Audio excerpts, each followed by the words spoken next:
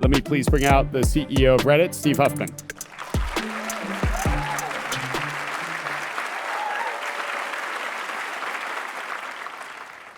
First time following the President of the United States. The seat's warm. It's nice. It's a real honor. I think you just started a subreddit right there.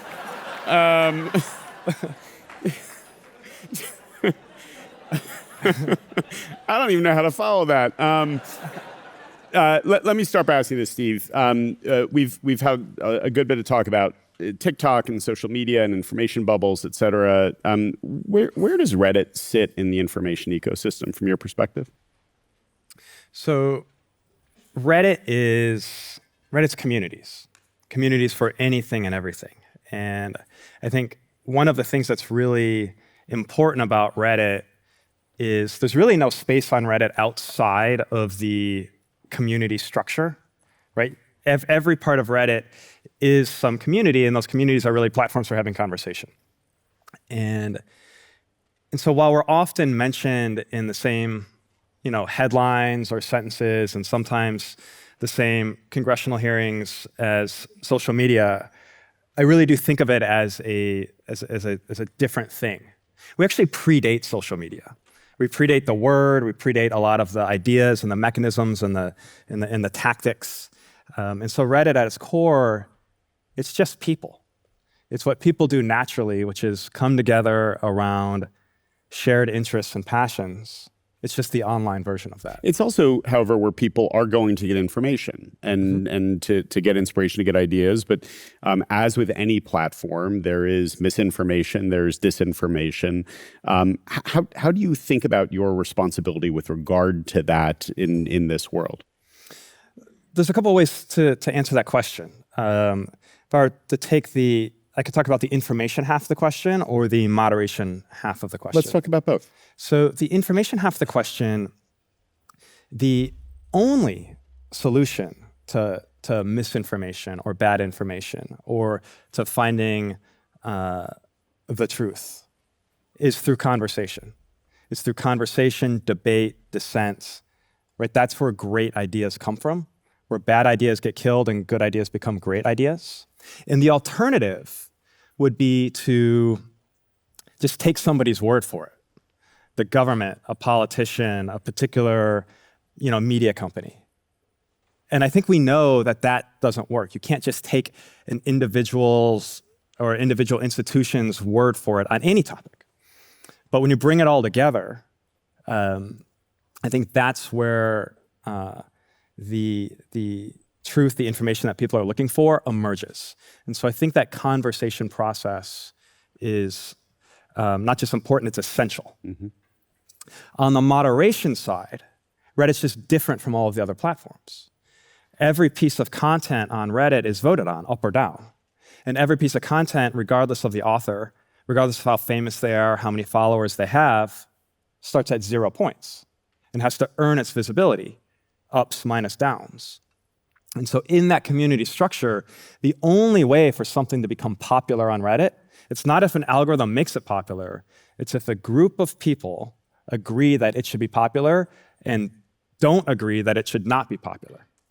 And so I think that structure, by the way, is naturally, I think, how humans behave, accepting of good ideas. So if you're an asshole on Reddit, we actually don't have, pardon my language, we don't have on Reddit per se a no asshole rule.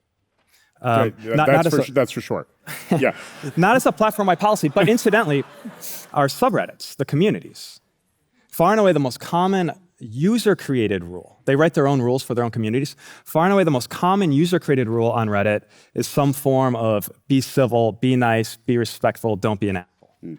And they enforce that for themselves. Mm-hmm. Now, different communities on Reddit have different bars, have different tolerances, and I think that's important. But it's also much more effective to be told to behave in a certain way or don't behave in a certain way by your peers than by a policy team, by me, by the government. Yeah. And so I think Reddit naturally kind of more maps to how humans are. And I think social media is the exact opposite. How so? It's unnatural.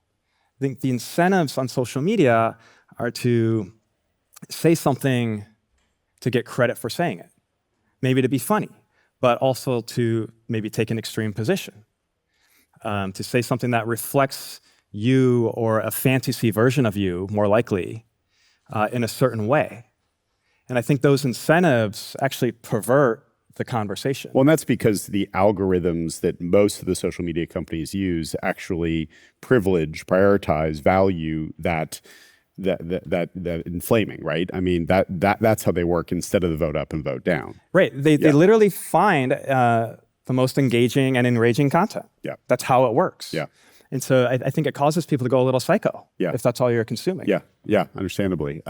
So Kevin Slavin gave an incredible talk this morning where he helped us understand that Bloomberg's GPT is trained in part on the Enron corpus, a map of a criminal conspiracy, and here you go. And so, data in Perfect. is really important for what you get out.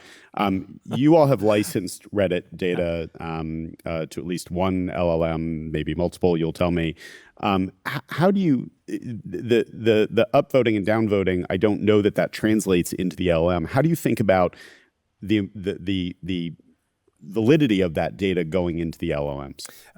So we've done a couple of large deals, Google and OpenAI. We've done a number of medium ones, and we've done quite a number of smaller ones for free to like researchers and things like that. So our data is out there. It's on the public internet. Now, we've tried to be very considered how we've kind of evolved in this situation, because Reddit has always been open and we want to stay open. And I think it's important for the information that's on Reddit to be out there in various ways, both for commercial and non-commercial purposes. But we've worked hard to put guardrails on that to protect our users' privacy and so forth. So your question about the relative importance of any particular piece of content on data. Look, I don't have insight into how they're training on Reddit. I would hope they're using the voting. It'd be silly if they weren't. Because what's really interesting about Reddit is you've got not just words, but you've got actual, like colloquial words, how people actually talk, and then it's all ranked by humans, like good or bad. So that's, I think, extremely valuable information that doesn't really exist anywhere else. Now, I think these large language models are really important for humanity, right? And we're just at the very beginning of, I think, a massive secular change, right? Of using this technology to, I'm not even going to open that sentence, but an almost unlimited number of things. However, I don't think LLMs replace something like Reddit.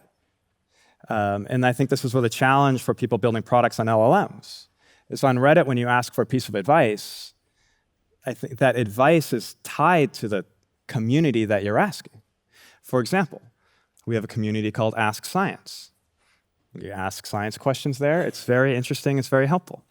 We also have a community called Shitty Ask Science. And in Shitty Ask Science, you are going to get a shitty answer. By design. By design. So I think that context is really, really important. So, did you worry about whether the LLMs are treating this data the right way? I mean, that it can understand that shitty science is actually shitty science, and I don't get an answer like, why is the sky blue? And it tells me that, there was a dinosaur selling ice cream or a hippo selling ice cream, and that's why. Like, that's a callback to yesterday. I mean, do you worry about that? Do I worry about it? I do not worry about it. Why not? Because I work on Reddit, the community and conversation platform. But you're licensing the Reddit data to the others. Sure, and I think that information, that data is, well, we know it's really valuable. Because they all used they're it. paying for it. Well, not all of them. They all used it. They'll tell you it's valuable. Well, they won't say it's valuable anymore. They used to. So we started, we gave them the receipt or the invoice. I think the way they train, I mean, the Enron example is a really great example. Mm-hmm. But they train on all sorts of information. We don't really have insight into how they weight this and that. I actually think there's a piece of AI regulation that would be really important that it's very hard for me to argue against, which is around transparency. What did you train on? Like, what data was used to create these models? How is it weighted? How is it used? I think that would be really valuable. Look, I think the Reddit corpus is valuable in all sorts of dimensions, not just because of like the literal meaning of the sentences, but because of the sentences themselves. But I think that's why you need a platform like Reddit, where it's actual humans constantly talking and ranking content, as opposed to a facsimile of it or a summarized version of it.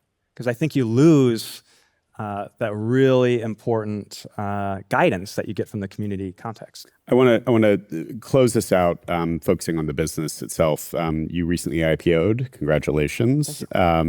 You did a couple of unusual things in your IPO. I'd love for you to share that if you would. So we IPO'd in March. The reason we IPO'd, it's really easy for what it's worth to find a CEO who took their company public and then spends the rest of their career complaining about it. The reason we IPO'd was we wanted our users who have created everything interesting about Reddit, who feel a deep sense of ownership of Reddit, to have the opportunity to be actual owners. And so we did a directed share program, and we invited our entire user base. Basically, if you had a Reddit username, you could invest in the IPO at the IPO price, which in most IPOs is a privilege granted only to professional investors. And what happens, right, when people talk about IPO pops, the company goes out at price X, pops to price Y, and then the retail invests at the top. And then once at the top, it's only got one place to go. So we thought it was really, really important to get our users in at the price professional investors are going in. Now, I couldn't say this at the time, we priced it a little low because it'd be really bad if the price went down. And I'm really proud of how it turned out. Every user who signed up with our directed share program got their full allocation. Amazing. I wish we could have gotten more. I wish we could have gotten more users in that. But that was something I'm really proud of. How's it running a public company?